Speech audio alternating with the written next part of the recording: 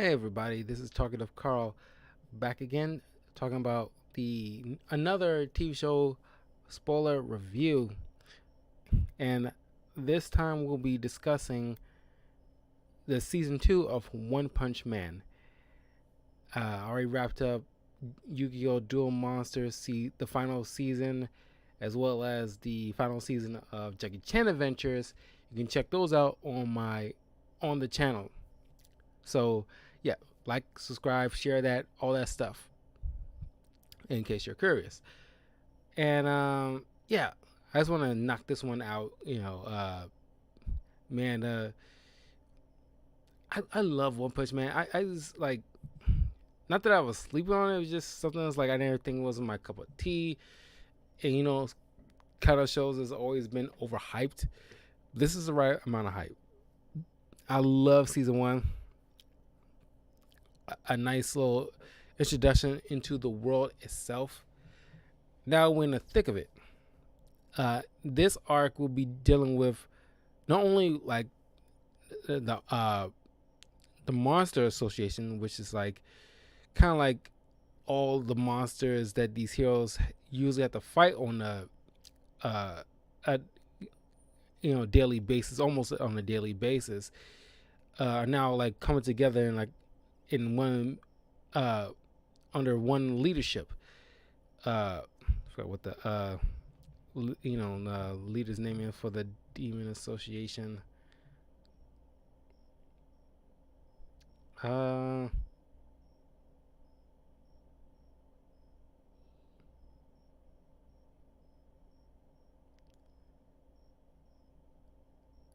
well, I can't quickly just get it, but anyway, he's a big red monster. It's like like crazy massive. And we see some massive monsters on the show before, but this one's like takes the cake. It's like nearly like kaiju level, and we also be dealing with Garo, who's a self-proclaimed monster, but just a human man, but just one extraordinary dude who has a vendetta against heroes in general. You go through like a backstory with him, like partway through uh, the season, where I guess he was like ridiculed as a kid because he actually sympathized with the monsters. Is like one point, like, because he had like a definitely like a hardly anybody like is very sympathetic towards this kid.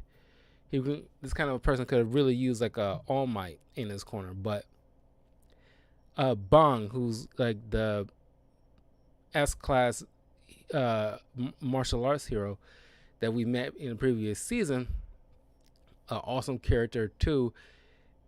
He was the mentor of Garo and other people in his dojo, as well as one who's kind of like the Dan Habiki of the uh of the dojo, while Garo's like like the star pupil.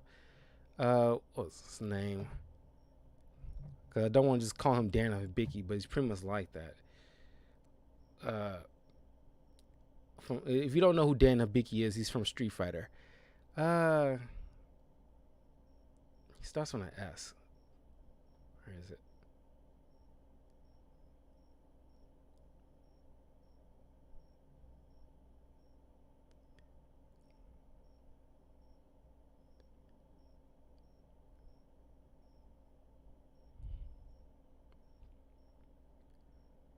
Oh no, it's not an S. It's a C. Sorenko.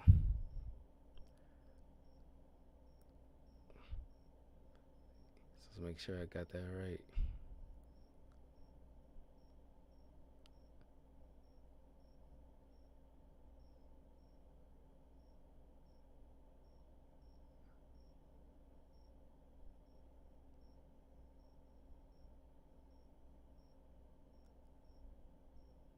Yeah, Sorenko, who's the Dan Habiki of the dojo, still idolizes Bang, And uh, but he kicked out Garo after he's become a little more too aggressive against his other pupils.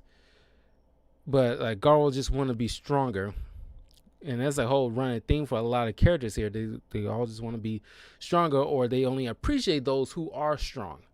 It's just like that's like a running thing probably throughout the entire series. Haven't read that much of the manga, but even so, I got like back during when season 1 was going on, I read enough of the manga that got me to this point into the story. Anyway, I haven't gotten back to.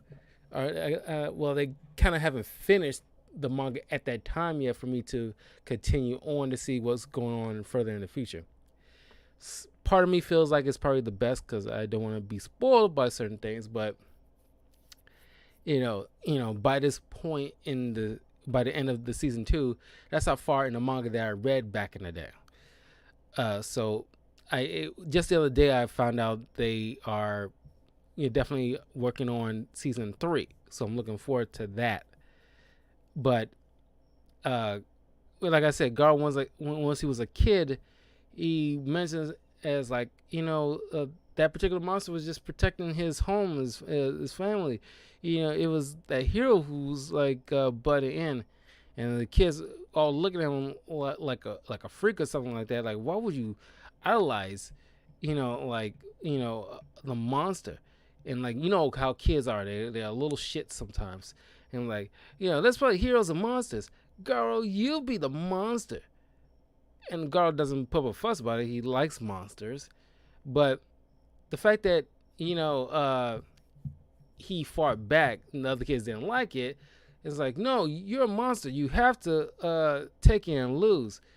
So like the other kids hold him down while the other kid who's playing the hero starts just beating on him.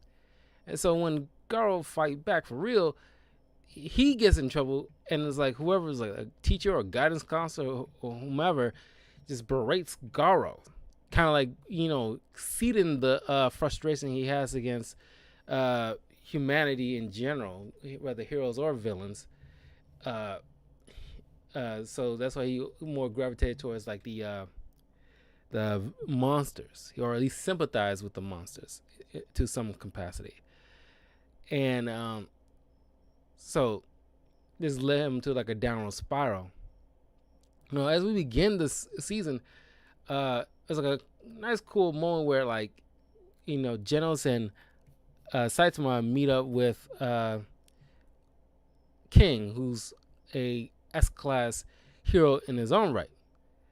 And as they are like watching as this big knight-looking monster is challenging him to a fight, and it was like a real missing a beat, and it's like very TMI, where like a very serious tone.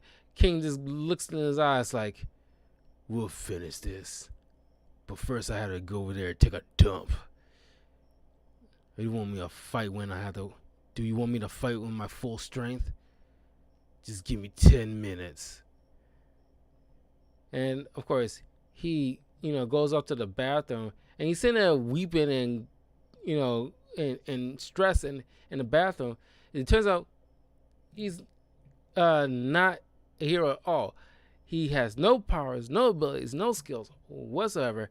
He's a normal human being who somehow throughout his life always winds up in like monster attacks where other heroes defeat a monster and he just managed to be there, and he ended up taking the credit for somehow, and then he's just deemed as like an S-class hero. He never even bothered to own up to it, because how like when you tell a lie and it's kind of like spirals, and you just like you're just, it's kind of like Jesse Smollett in a way. It's where you just like you tell a lie and it's like kind of builds, and at that point you just have to live in that lie, because it's like at this point is unless in the manga there he finally fesses up about his bullshit, and lets so the Hero Association know that I'm just a human being, I can't do any of this, I don't want to be a part of this. but that's not how it's going on in this season. He's like only Saitama knows. I don't think he told Genos, but so far as Saitama only knows his secret, and apparently, as he ran off, and Genos ended up having to fight that night monster himself. Saitama managed to catch up to him, jump massively on to he was like the 30th floor, and Saitama just ends up in his apartment because he just jumped onto his balcony. And like they just started playing video games until Saitama just eventually like, so why did you run away? And then it's like, and soon all of a sudden like a big crow monster just crashes into King's apartment, and like but Saitama like stops it with one hand, and then it was like right then it's like he just started breaking down and just tells him the truth, and it was King who then realized Saitama. It wasn't the first time he met him. He met him once before when Saitama still had hair and still was training to be as strong as he is now. Uh, so it's like a lot of people had like run-ins with Saitama at one point or another during his early phase of training and being saved by him. So it's kind of like a fate in a way. So they become fast friends. Saitama doesn't reveal his secret. They every once in a while hang out, play games, and he's starting to build like a little like close knit group of friends, which is very cool. Then we start to get more frequent monster attacks, which a lot of people started taking notice, especially the Hero Association, which is they find it very odd. Normally they do get monster attacks, but it's relatively here and there. But this seems like more calculated and more frequent. At one point we meet up with, if you remember in my previous video of One Punch Man season 1, check that out too. We meet up with Tornado's little sister finally, as I mentioned her in a previous in my season 1 review. She shows up looking gorgeous, with some kind of entourage, like she's Mariah Carey or something like that. She's like number 1 A-class hero, and she, not unlike Mask, who in the previous season stated like he wants to be at a certain, he's like bottom, I can't remember, he said he was like bottom to S class or something like that, where he's like preventing anybody who he doesn't deem strong enough to go any higher than him, because he's like a gatekeeper essentially. And she's doing the exact same thing, but on the other spectrum, where she's at the top of A class, and she's want to make sure she only anybody who's progressing beyond her should be as strong. There's a lot of thing with being the strongest hero, or just the strongest person in general in this series. And of course, she's like a powerful second in her own right, but only second to her sister Tornado, who's the S class version. And she always feels like she's in her shadow, and of course, Tornado is like very cold to a lot of people, even her own sister. But then she befriends Saitama after like witnessing his like strength firsthand herself. There's only a handful of people who knows of Saitama's true power. It's God, I forgot. I just keep calling her Tornado's little sister, but she got a name. I mentioned it in my previous video.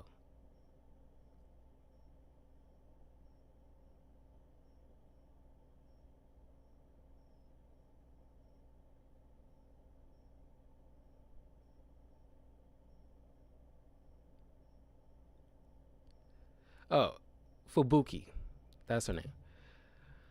And yeah, so Fubuki Bang, Genos, uh, Speed of Sound Sonic, King, uh, are the only individuals who, I mean, like, within is like, because there's other like the scientists in like the House of Evolution knows of Saitama's true power, but he never shows up again. Maybe he'll do in like season 3, but as right now he never shows up again. But aside from him, those are the only handful of people that actually know Saitama's true power. And uh uh so like, and she was stunned like how like he's so buddy buddy with King, and she still think King is one of the most powerfulest Escort skills, and he just hanging around with Saitama like it's nothing, and she just got a stunned look on her face. And uh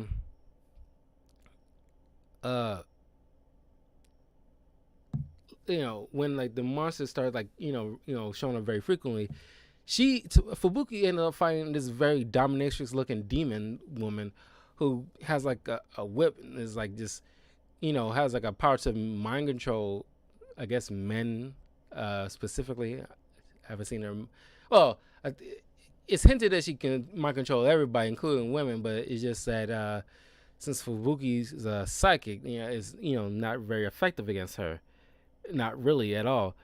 But then she really is using her as bait in order to draw out her older sister, and of course it technically worked after like a crazy amount of whipping she was doing on her back. You see like lashes on Fubuki's back and stuff. But then all of a sudden, like things start trembling and crumbling, and it's like death is like marching towards them, and she was like, "Well, you wanted my sister. Here she comes." And it's like Tornado just like wrecking shit and just like of course, like domination chick just books it because like she is ill prepared to deal with. She grossly underestimated the power levels of these sisters. Now, she is like Fubuki can match this dominatrix 1-on-1, and it's like relatively even fight. But when the older sister steps in, she she damn near shit bricks when like just upon this S-class hero just approaching, she's like, there's no way I can like deal with this, and just books it, and like and Tornado's just treating her sister so cold, like it's like I got other things I gotta do instead of wasting my time trying to step in for you. And it's just like, and then she just hightails it out of here. And it's just like, man, you are just you're the older sister, but you look like such a 12-year-old. And I still crack up every time, and like Saitama just like calls her like, where's this lost, like who's this lost child?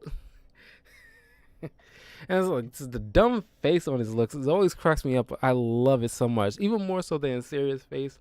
I just like the dumbfounded look he always has.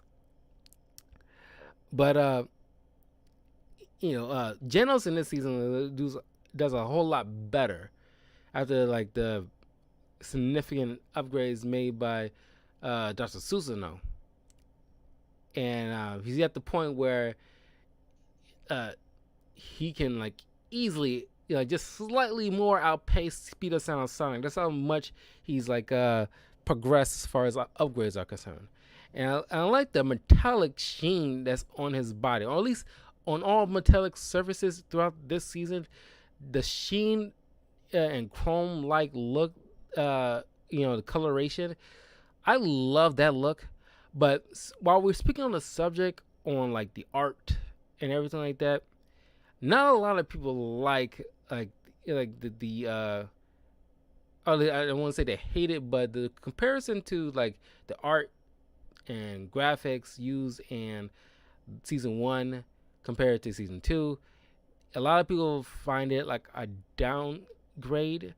I know what they're talking about. I can kind of see it, but it's just that it might be like a slight dip for me. It's not like a big deal, honestly, but I can see where they're coming from. But it's not like a deal breaker for me. But a lot of people have commented on it. I just feel like I have to bring that up because there's a lot of people who mentions the art. Uh, After they eventually, met up at Bong's, Saitama and Genos met up at Bong's dojo to check it out because Saitama started to get a little more interested in seeing like people using martial arts and that fighting, and figure, oh, these people are very skilled in that craft. Maybe they'll offer up more of a challenge for me. So maybe I can just learn something from this, or at least find like a strong fighter. But then they hear the tale of Garo, or at least the hero hunter is what he's calling himself, and like there's only a couple of times when Satsuma come across this dude, and it's just like just happenstance, and neither one of them know each other. It's just weird. One time, Satsuma thought, Garo was about to mug him after he was trying to, because he was going to one of the martial arts tournaments that's being held, and of course he, after Garo, previously beats up Tank Top Master and his crew of Tank Top fighters, as well as Moomin Rider, who's trying to be the Captain America of this show, and he's getting his ass beat, but God bless him in the spirit. And then Shar, what was his name again?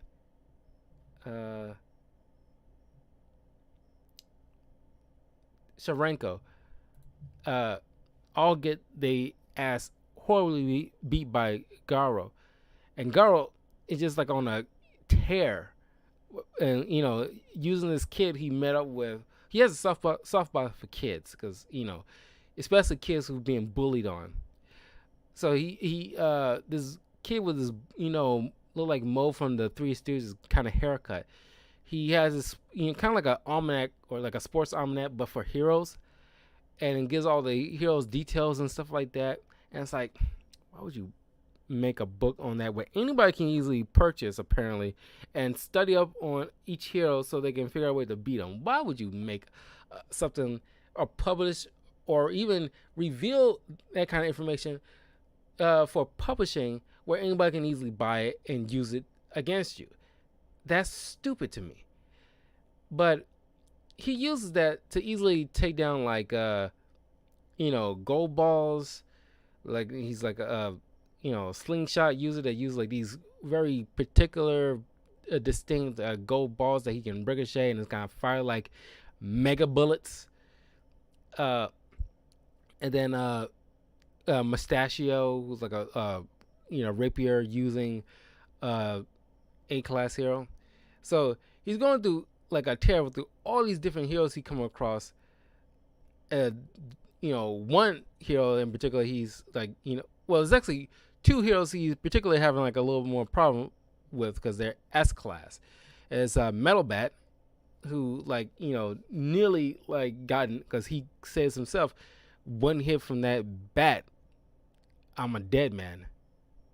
Like, as skilled as he is, he acknowledges that there's certain things there's going to be certain limitations here and there, and then like the guy who's dressed up in like a dog costume, I forgot what that S-class hero's name was, but he was Garo was completely overwhelmed dealing with this dude who's like fighting on all fours, which he's never used to fighting a person doing something like that before.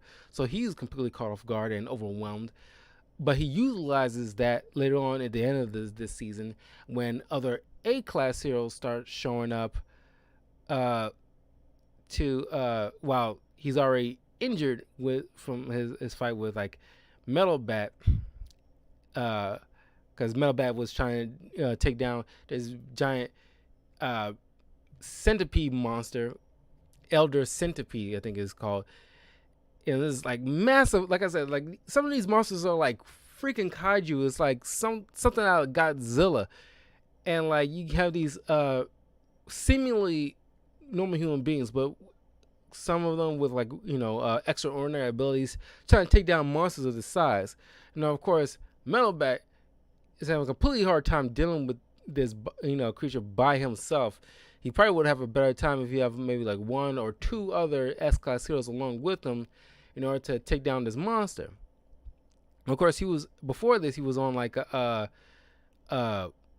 pretty much like a babysitting job where he's like one of the backers who funds the Hero Association. Him and his son is going out just like running errands or just just like a day, having like a nice day out. But I guess there's been like threats on their lives.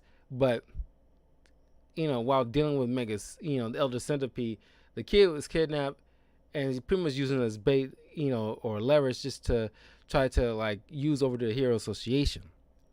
Now Metalback's completely, like worn out, beating shit, tangling with Garo and Elder Centipede back to back.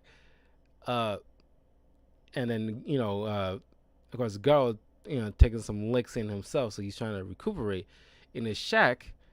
But then of course the kid he's befriending shows up, and then because he's getting teased, and Garo's trying to teach him like if you want to stop them the teasing, you just get stronger.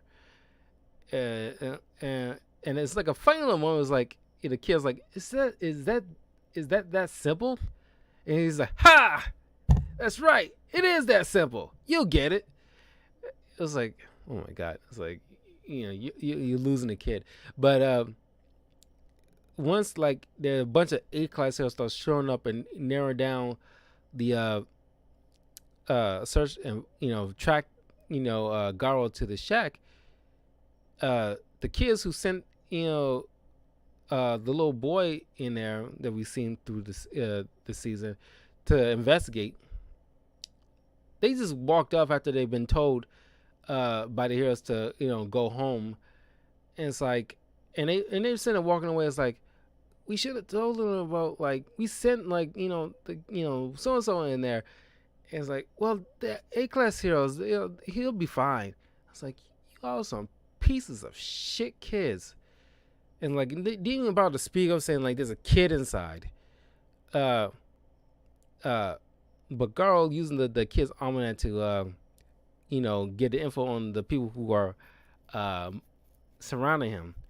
He's like a cowboy, and then there's Death Gatling, who's probably like the probably one of the top tier A-class heroes. He got this gigantic Gatling gun on one of his arms, and it's like he has this cool move. It's like Death Gatling or Death Spray or something like that, where it's like he just like his face turns to like a metal skull, and it's like he started unleashing, like, because it's usually like just bullets, but when he goes to his ultimate move, it's like spraying like black, like almost black fire. There's so much bullets being fired, and it's like it usually used to obliterate like top tier demons, almost like at least nearly at the top tier. Probably like tiger level threats, I believe.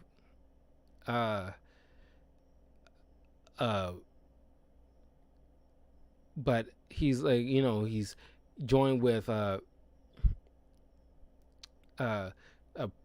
who's using like a bow and arrow, and Smile Man. This guy dressed in a tracksuit, a cowboy, a knight. A guy's like in a full suit of armor, was like very thin, not like the ones we've seen previously. It's a completely different dude. I think that's it. No, it's like a guy in a frog suit and using like a Kurisama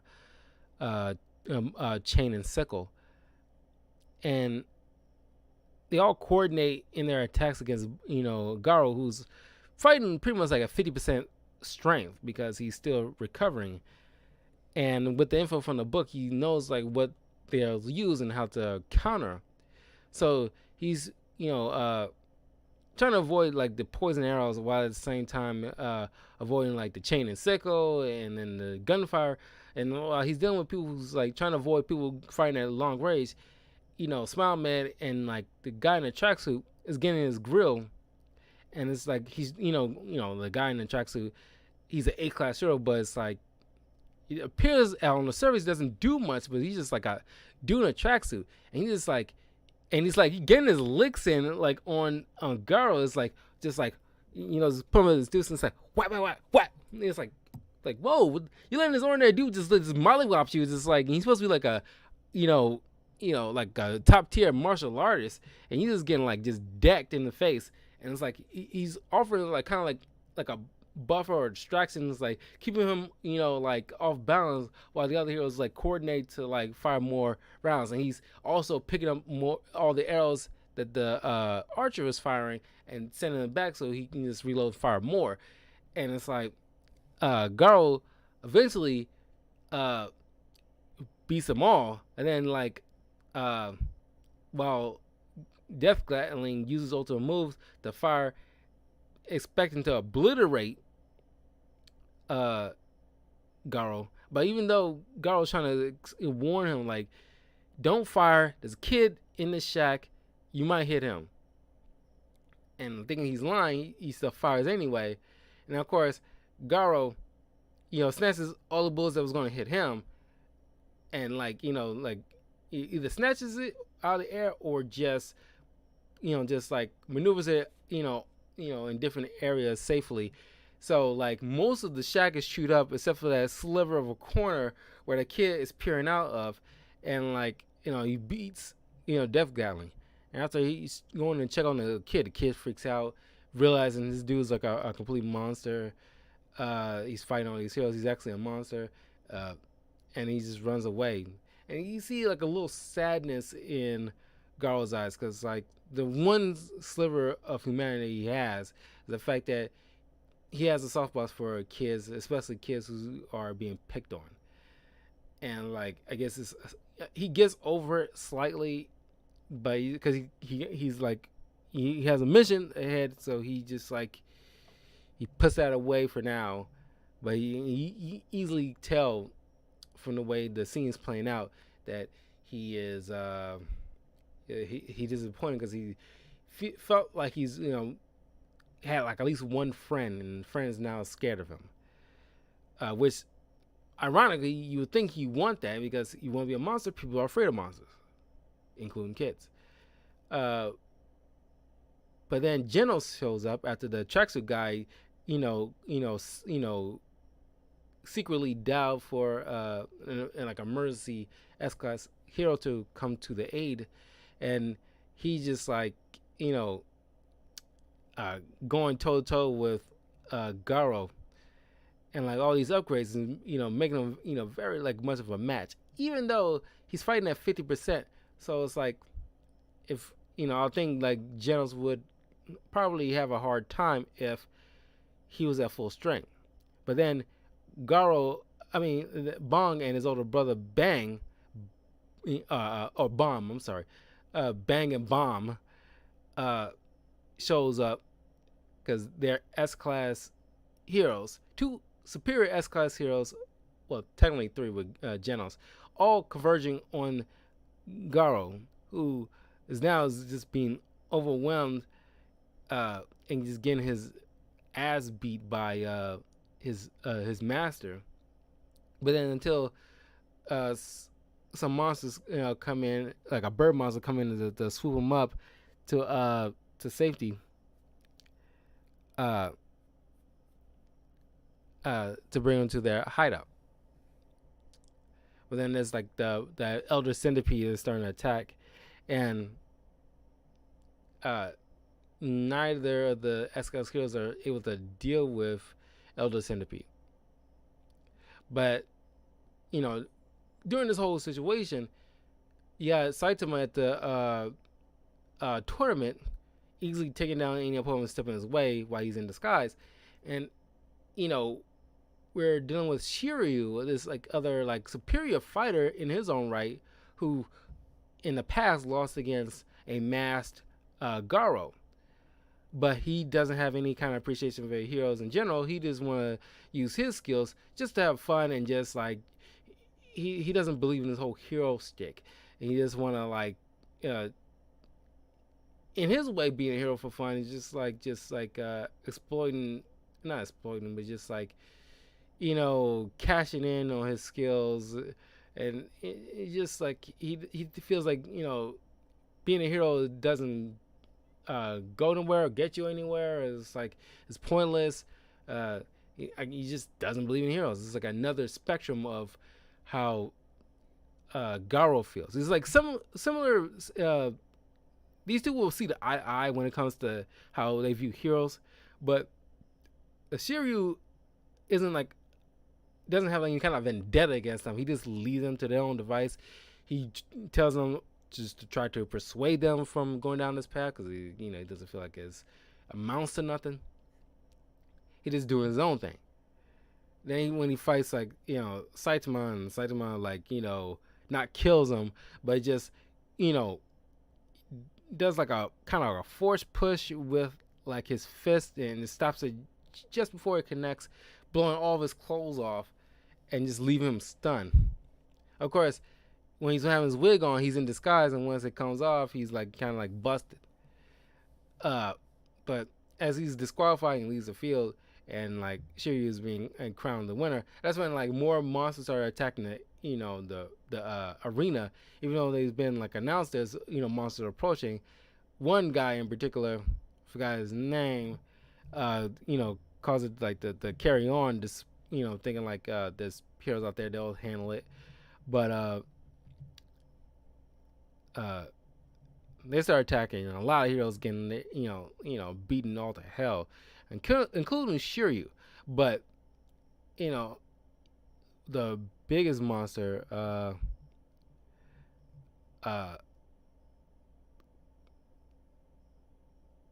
Gogetsu, who offers them because apparently these monsters who not only showing up here, but even like Speedo Sound Sonic is being approached by these guys who are affiliated with him, like these other two ninjas from his clan, uh, uh, who they're these like monster cells.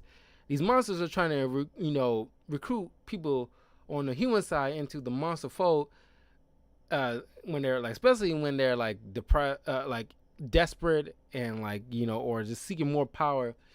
They're increasing their ranks just to you know even if like the heroes have a bunch of handful, or at least a handful of S class heroes who are very superior, but if enough of them you know pile up, it doesn't matter like how good these S class heroes. It's only like a good handful of them, at least 10 tops. Uh, uh, uh. So they will eventually get overwhelmed. That's their hope. So these monster cells, so these like hearts, this these dark hearts that look like they're pulsating, and when you ingest them, they just release any kind of like you know the the worst part of yourself is just being released, and you turn like a full-fledged monster. And these two ninjas who already ingested it and just decided like they're the side with the monster because they feel like they're gonna be the winning side at the end of the day. And they offered it one to Speed of Sound Sonic, who's pretty much contemplating that. You never know what is like the result of his decision. We all know. I mean, you get the feeling like he's ultimately not going to take it. Just like uh, Shiryu decided not to take it, but there was like a few others who fought in this tournament who managed to still be there, decided to ingest it, and it turned into the creatures. But the last couple that was left over from the pile that was threw down, the guy who refused to evacuate the stadium in the first place, what's his name?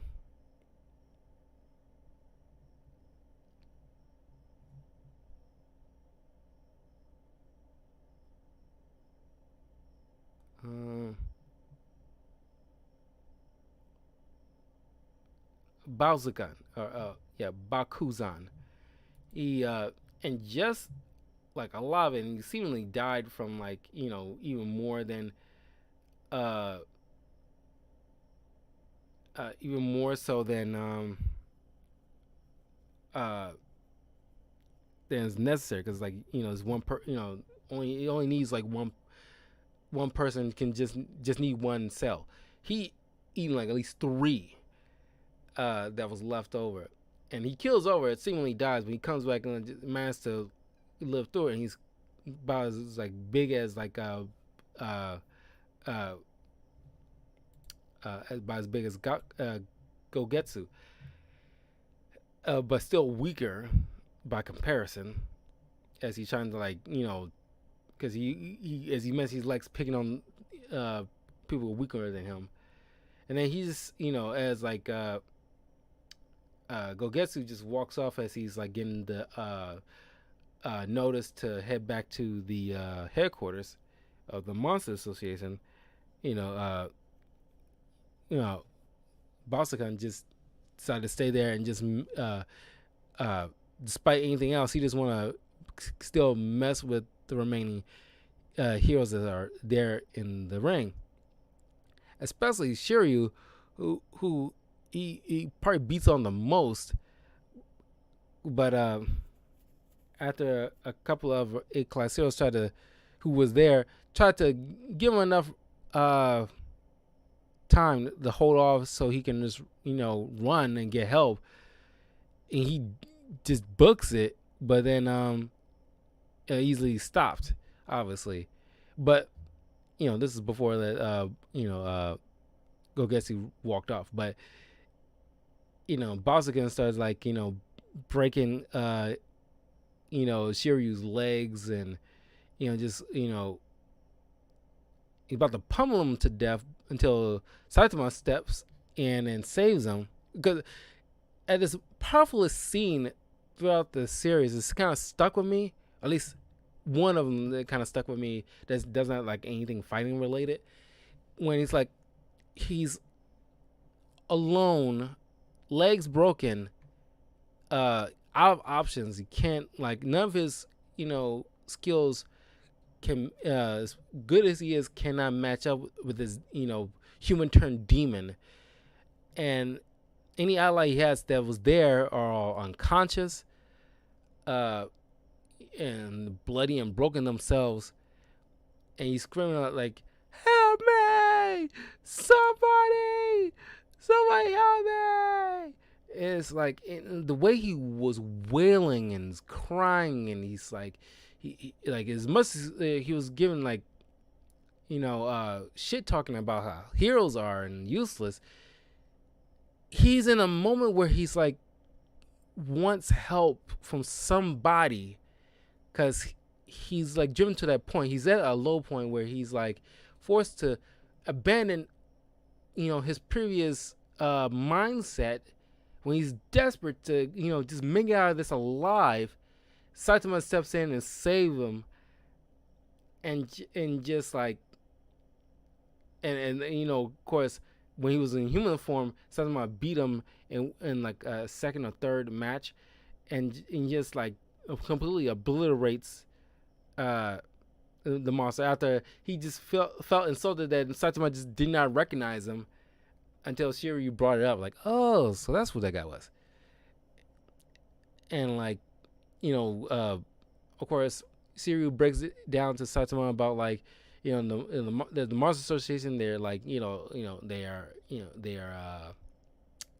coming together. They're the coordinating. They attacked this place, and one of them walked out, and like it was a nice speech where like Saitama tells them like about how like you know like just like being a hero in his own mind is, and it's like just like just work harder, and it's like get stronger kind of thing. It's like kind of thing. It was a little more the way it was like the dialogue worked is a little more encouraging than the way I'm breaking it down, but that's pretty much the summary.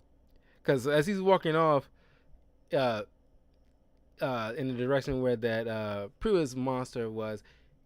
All of a sudden, the head of that monster just starts flying right back in the middle of the stadium, stunning Shiryu as Saitama walks back. And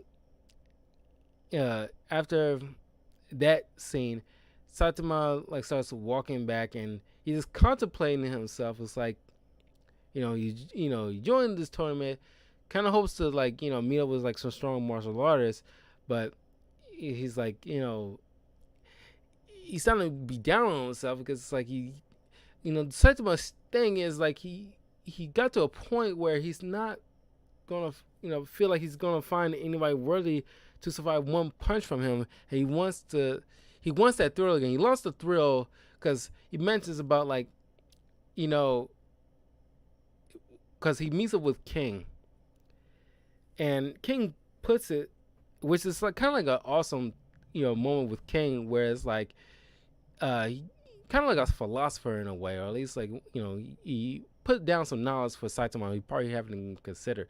Is that you you kind of you feel like you skip to the end of your journey when you reach to a point where you can just take on everybody and you'll just win automatically. And yeah, that is true. But it's the journey part where you feel like you're feeling empty, where you feeling empty because you don't have that journey part, or you feel like you don't have any room to grow. Well, if you feel like you miss anything, or you feel like you know you're in a rut or something, why don't you take a trip, go somewhere, meet other people like in other parts of the world, challenge other monsters or fighters that you see, and like it's like it's more room. It's like it's more room to grow and learn from, because life doesn't just stop because you meet one goal. You met your goal of becoming stronger. It was like a trial and tribulations that you went through, and like and you reached the finish line of that goal. But there's other goals that you can easily work towards. And that was like it was very profound, and something that Saitama probably needs, and a lot of people probably need so far as like feeling like if they're in a rut or something, they should try to find a particular goal that's they always wanted to do, or just search for new goals, and that way you don't feel like you're in like a rut or anything like that. Take a trip if you can, that kind of thing. Just like expand your mind and horizons a bit beyond just that one goal.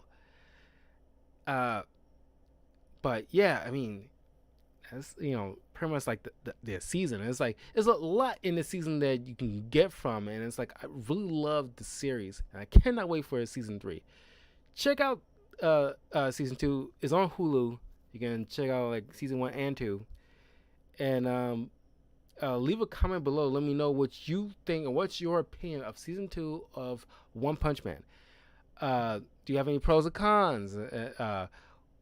Who's your favorite new hero and villain in this, and what was your favorite scene? What you got out of it, or what scenes that you didn't like, and it's like you wish they could have improved on or something.